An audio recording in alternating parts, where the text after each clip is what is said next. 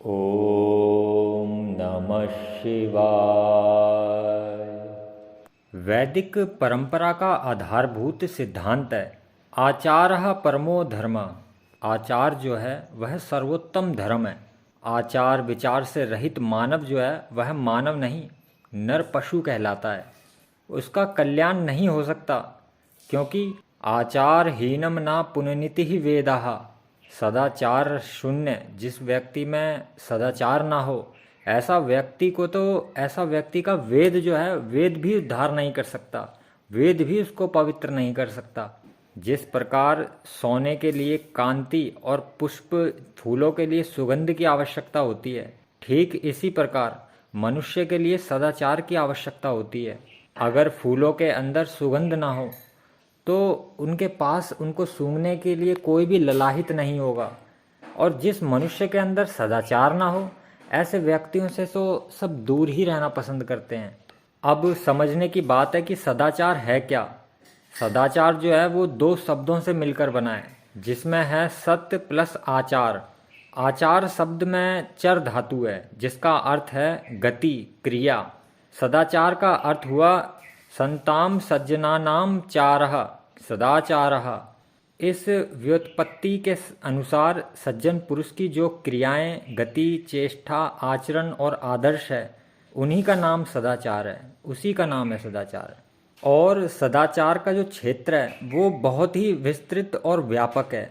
जैसे कि सूर्योदय से पहले उठना, शौच, स्नान, संध्या, स्वाध्याय, मातृपितृ की सेवा, अपने गुरुओं का सत्कार सम्मान, अतिथि सेवा, गुरुओं का आदर करना, परोपकार की भावना रखना, और कभी भी किसी से लड़ाई झगड़ा अहिंसा ना करना, और जब भी बोलना हमेशा सत्य ही बोलना। जैसे असत्य बोलते हैं लोग, असत्य नहीं बोलता सदाचारी व्यक्ति। सदाचारी व्यक्ति तो हमेशा सत्य ही बोलता है। और सदाचारी व्यक्ति जो भी कर्तव्य को करता है उसका वो हमेशा पालन करता है, ब्रह्मचर्य करता है। ब्रह्मचर्य सिर्फ वीर्य का ब्रह्मचर्य नहीं, सारी इंद्रियों का ब्रह्मचर्य करता है। और ये जितने भी गुण अभी बताए गए हैं, ये सारे गुण जो हैं एक सदाचारी व्यक्ति में होते हैं। और इसी के ऊपर सदाचार और दुराचार के गुण दोषों का वर्णन जो है महर्षि मनु जी ने भी किया है।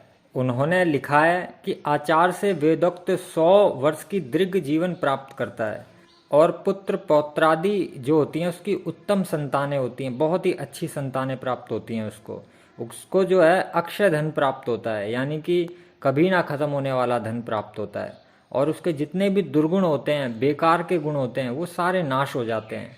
जबकि इसके विपरीत दुराचारी मनुष्य जो होता है, उसकी जो है हमेशा हर जगह वो कहीं भी चला जाए उसकी निंदा ही होती है, और वो हमेशा दुखी रहता है।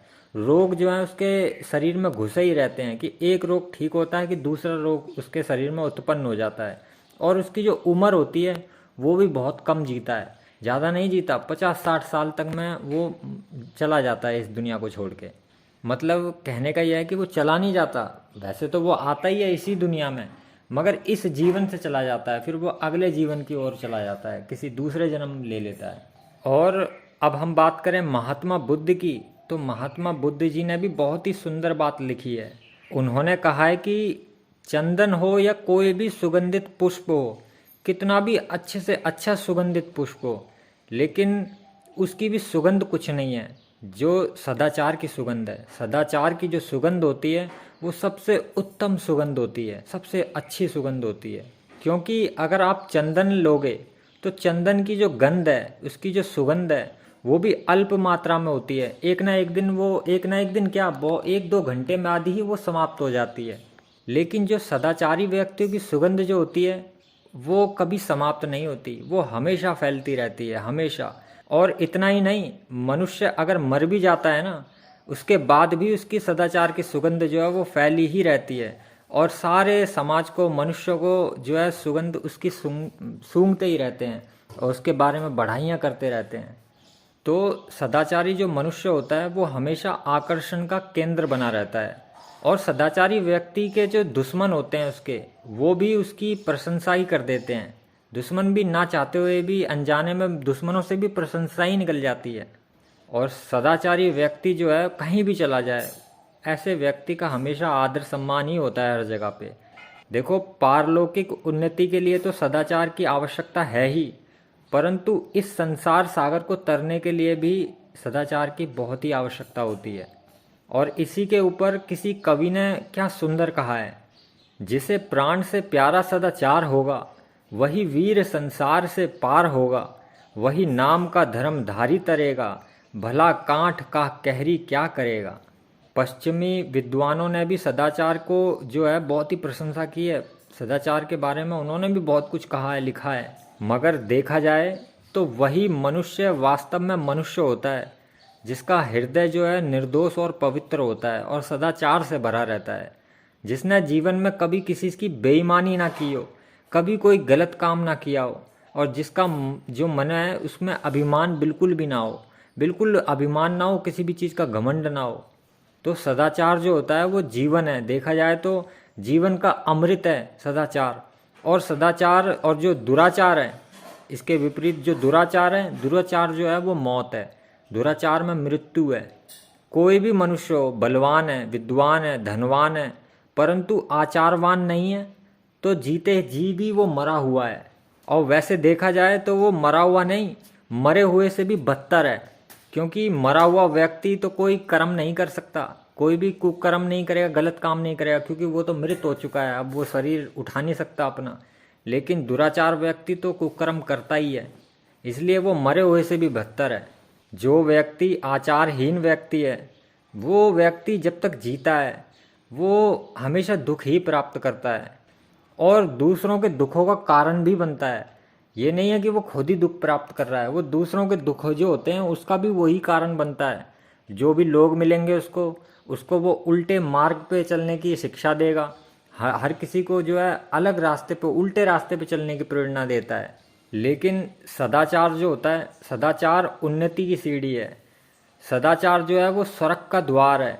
अपने हृदय रूपी उपवन में प्रेम रूपी कमल, पवित्रता रूपी गुलाब, साहस रूपी चंपा, नर्मता रूपी मंदार और दया रूपी रात की रानी को आरोपित कीजिए। स हृदय दानी मधुर भाषी प्राणी मात्र के सेवक, निष्पक्ष और समदर्शी बनो, सुशील बनो, श्रेष्ठ बनो, मधुर स्वभाव के बनो। यदि आपके साथ कोई बुरा व्यवहार भी करता है तो भी उसके साथ तुम अच्छा व्यवहार ही करो। किसी के भी साथ में कोई दुर्व्यवहार मत करो, गलत व्यवहार मत करो, क्योंकि करे बुराई सुख चहे, कैसे पावे कोय, बोए बिरवा आग का तो आम कहाते होए। जैसे चमक के बिना मोती का कोई भी मूल्य नहीं होता, इसी प्रकार सदाचार से हीन मनुष्य का जीवन भी किसी काम का नहीं होता। यदि कोई मनुष्य सारे वेदों को जानता हो लेकिन सदाचार संपन्न ना हो तो वेद उसकी रक्षा नहीं कर सकता। उसका वेद का जानने का भी कोई अर्थ नहीं है। वेद दुराचारी मनुष्य को ऐसे ही छोड़ देते हैं जैसे पंख निकलने पर पंछी जो हैं अपने घोंसले को छोड़ देते हैं। इसलिए यदि अपना कल्याण चाहते हो और लंबा जीवन जीना चाहते हो, हमेशा के लिए अमर होना चाहते हो, तो सदाचारी बनो, सदाचार को अपनाओ। ओम नमः शिवाय।